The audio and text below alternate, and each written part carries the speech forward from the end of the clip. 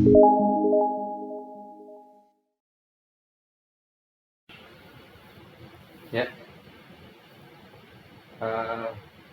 Assalamualaikum Pak Ahmad. Waalaikumsalam. Iya, gimana kabarnya? Alhamdulillah sehat. Iya, terima kasih nih untuk waktunya.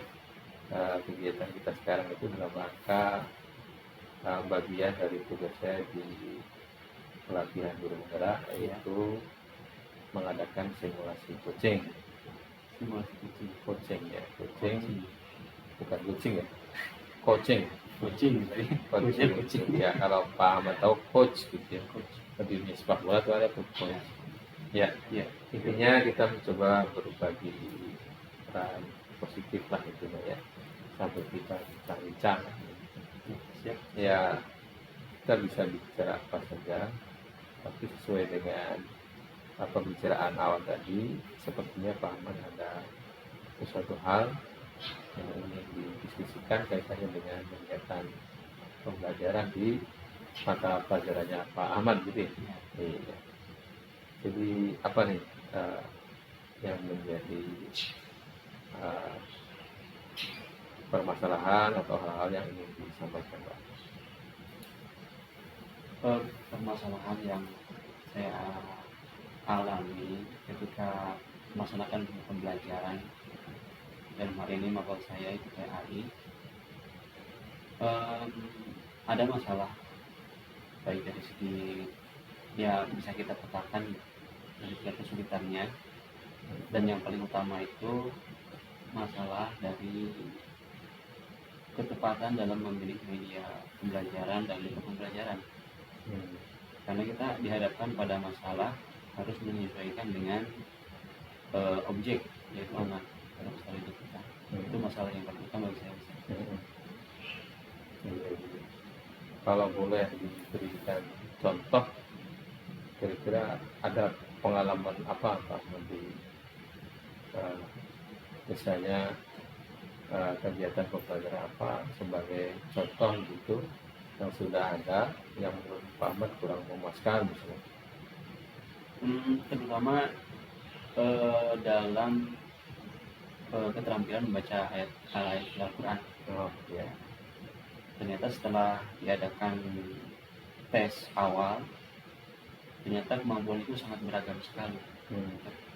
Ada yang sudah ya agak sedikit lumayan mahir, ada yang ya standar, dan ada yang masih terbata-bata, adapun ada yang masih tahap pengenalan. Maksudnya pengenalan itu kalau di tingkatan Iqra masih Iqranya kelas 1, kelas 2. Nah, di hadapan pada masalah seperti itu kan otomatis kita harus menyesuaikan, menggunakan metode yang menyesuaikan dengan konsumen, dalam hal ini objeknya anak-anak. Bagaimana caranya, sedangkan masalahnya kita memiliki waktu, alokasi waktu belajar itu yang terbatas seperti itu. Iya. Kalau di masa pandemi ini gimana?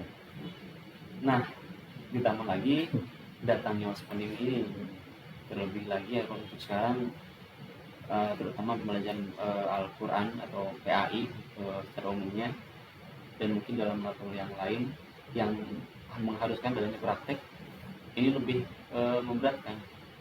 Lebih memberatkan karena kan apalagi untuk PAI dalam hal ini membaca Al-Quran itu harus, kalau dalam agama itu namanya ilmu tajwid itu ada namanya talaki seharusnya, langsung face to face, sehingga ketahuan oh dia pengucapannya betul atau tidak. Dengan adanya seperti ini ya lebih sulit kendalanya. Ya saya alami seperti itu. Jadi pada dasarnya Pak Ahmad sudah membuat pemetaan. Iya sih.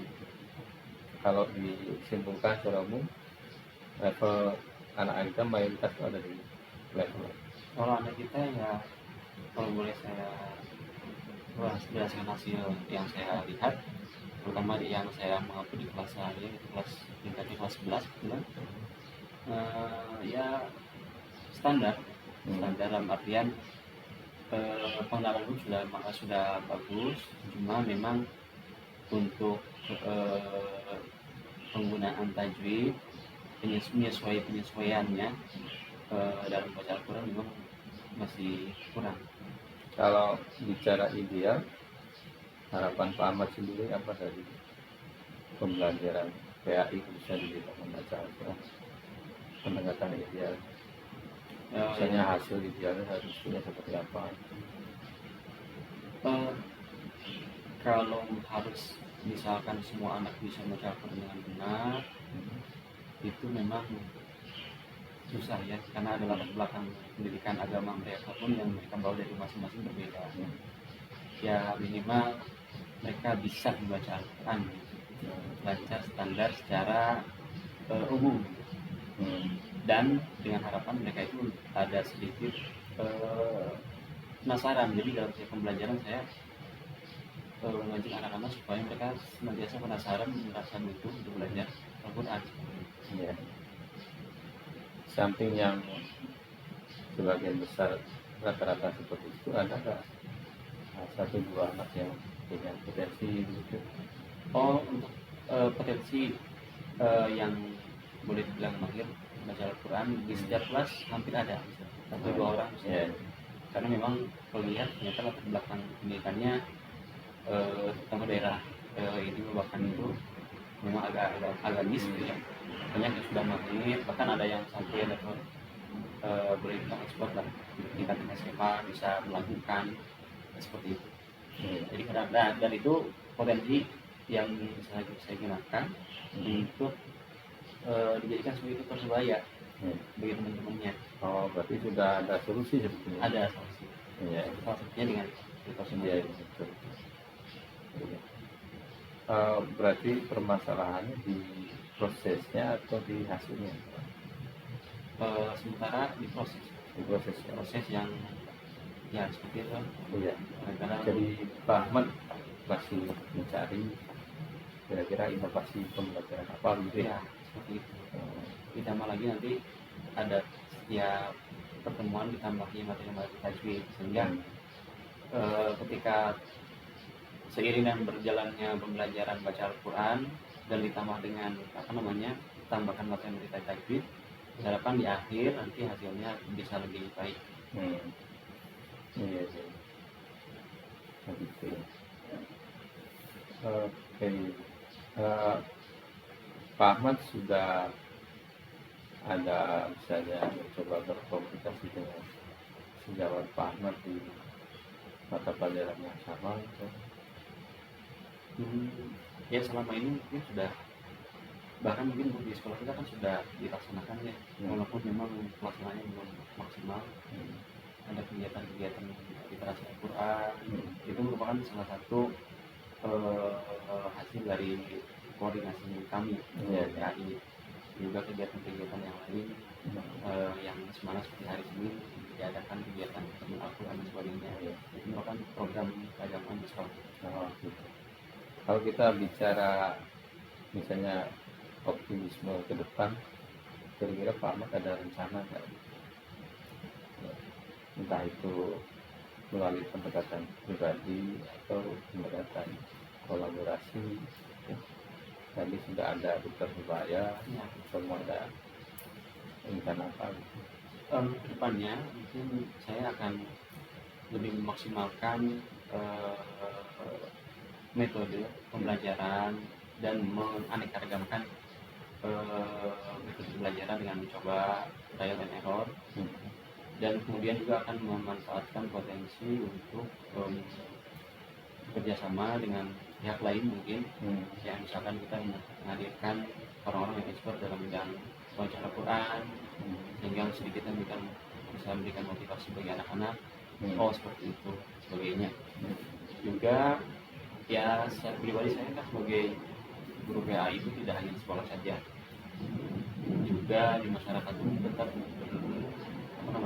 berperan sebagai guru agama dalam hal ini, terutama baca Al-Quran,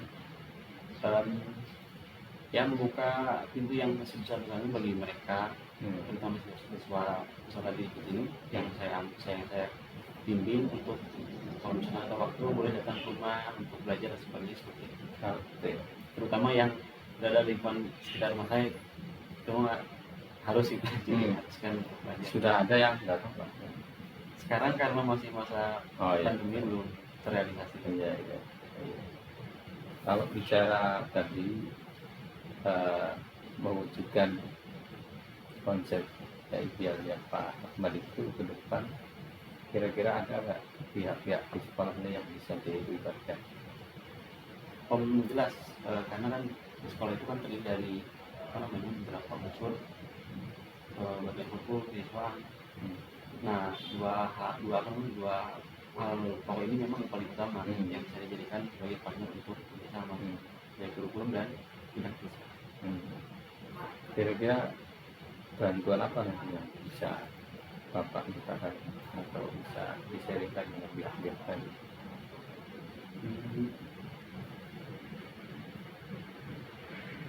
Bantuan berupa Ya, mungkin alat saya atau biaya ada sedikit ya, pertama dukungan support ya. Supportnya dari semua pihak, sampai dua pihak tersebut, baik secara moral dan artian dukungan untuk memajukan sekolah terutama dari keagamaan, supaya karena ketika sekolah sudah maju bidang agamanya, insya Allah kenakalan anak-anak yang biasa menjangkit untuk anak SMA itu akan diminimalisir. Ya.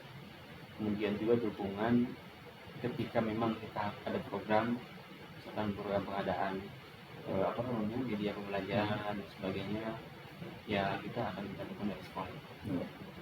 Ada nggak fasilitasi khusus atau media khusus atau alat khusus yang kira-kira menunjang hal-hal tadi, dan kalau ada rencananya nanti Pak Ahmad nanti mau kemana, ke pihak mana di sekolah? Oh iya, kebetulan kemarin sudah di ACC untuk diberikan sebuah ruangan yang nanti kedepannya diproyeksikan sebagai laboratorium PAI, yang dimana di sana itu akan terfokus kegiatan keagamaan sama PAI.